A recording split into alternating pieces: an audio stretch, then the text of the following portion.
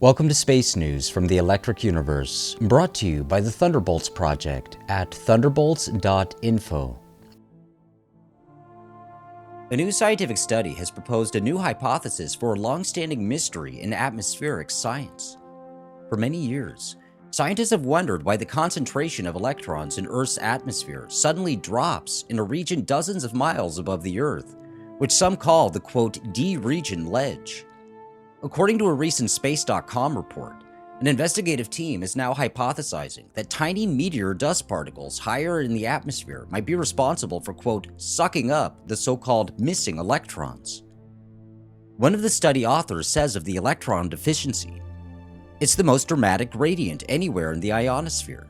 It really is very conspicuous, so it's begging for an explanation." To place this mystery into a larger context, we reached out to Dr. Michael Clarage, one of the lead researchers of the SAFIRE Project. The SAFIRE Project is an independent team of researchers building a unique plasma discharge chamber to study a wide variety of electrical phenomena. We asked Dr. Clarage for his thoughts on the electrical conditions in Earth's environment and to comment on his role on the SAFIRE team. My job on the SAFIRE team is to connect astronomical phenomena to experiments we can do in the SAFIRE chamber. Making the connection between something at a planetary scale and something happening in the lab is always challenging, and we are by no means the first to be doing such experiments.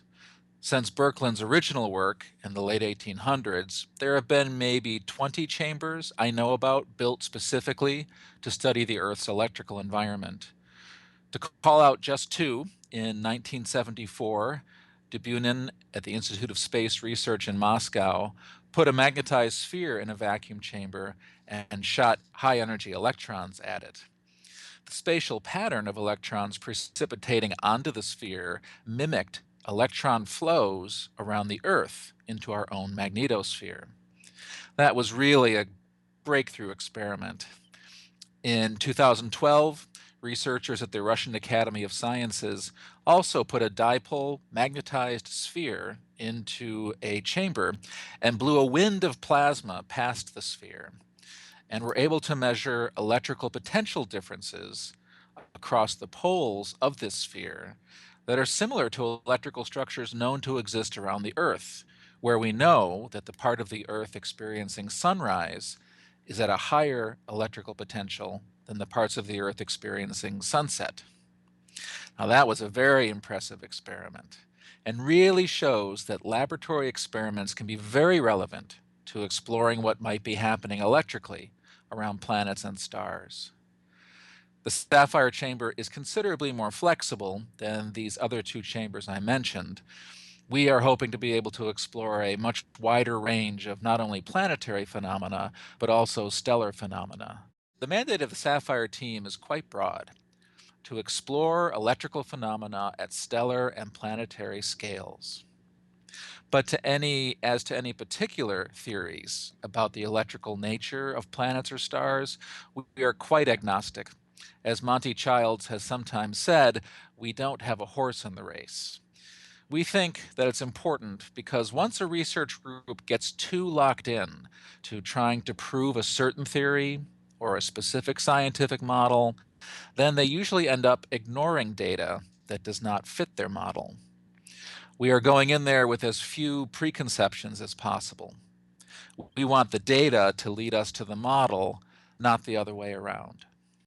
As one moves away from the ground on Earth, the atmosphere gets more rarefied and more energized.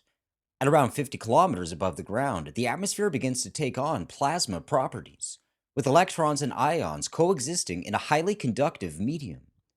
Some well-known fluctuations in electron density, including the so-called missing electrons described as the quote D region ledge, are not easily explained using the standard models of the atmosphere. We asked Dr. Clarage for his thoughts on the recent Space.com article which describes this mystery. The first thing I think of when reading this article is how far we still have to go in terms of describing the large-scale electrical structures of planets.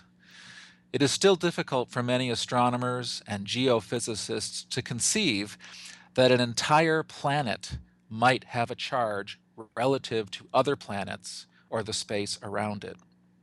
Even though we know from direct measurement on our own Earth that the sky overhead has a persistent positive charge relative to the ground we stand on, and that's around the entire Earth. So that is, the entire sky is charged relative to the entire surface of the Earth. And that's called the fair weather potential. I've been following research into this for years, and most geophysicists are trying to describe this assuming the Earth is in electrical isolation from the rest of the solar system. So the explanations use only lightning and winds and heat, that is, only events happening locally on Earth. But both the fair weather potential and what the Space.com article called the case of the missing electrons can also be seen as ordinary plasma structures. I don't mean to minimize the complexity of the systems. We are talking about very complex systems here. I only mean to say it's worth considering that all planets are immersed in a larger electrical environment.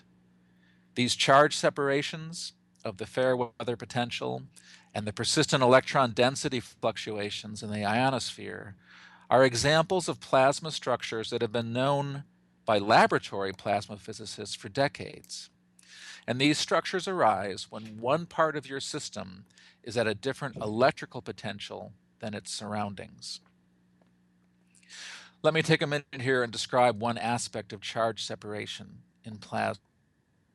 I place a sphere in a vacuum chamber filled with plasma, and I put a negative charge on that sphere.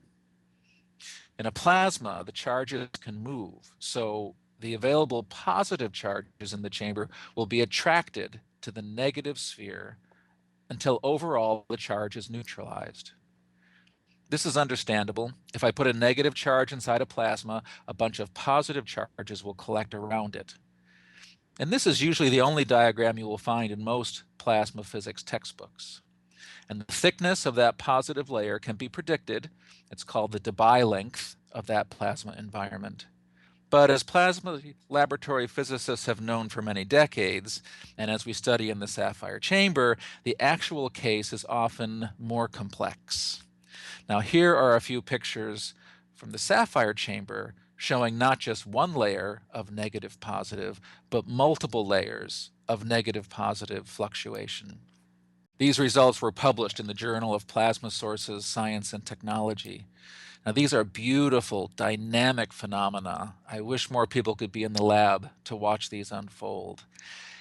Each of those layers contains a persistent separation of positive and negative charges. The electron density alternately increases and decreases as you move through the layers. Now, the exact formation is quite dynamic and very sensitive to conditions such as gas types, electrical potential, magnetic fields, etc. The whole theory of electrical double layers is still in its infancy. There is still much we do not know. Practicing plasma physicists have known these layers arise, but for historical reasons, astronomers have believed that such charge separations cannot arise at the planetary or solar level. If we look at the drawing presented in the Space.com article, you see on the right that wavy red line heading up. That represents increasing and decreasing electron density as you move up away from the Earth. As the red line wiggles to the right, that represents increasing electron density. As the line wiggles left, that's decreasing electron density. This is the sort of oscillation in charge we see in the plasma double layers.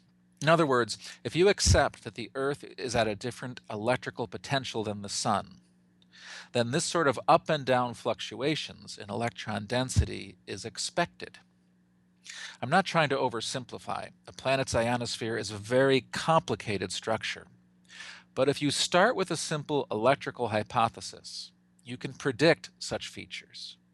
Whereas if you start with the opposite hypothesis, that a planet cannot be at different electrical potential than its sun, then you have to construct much more complicated models to explain what you see happening in the atmosphere.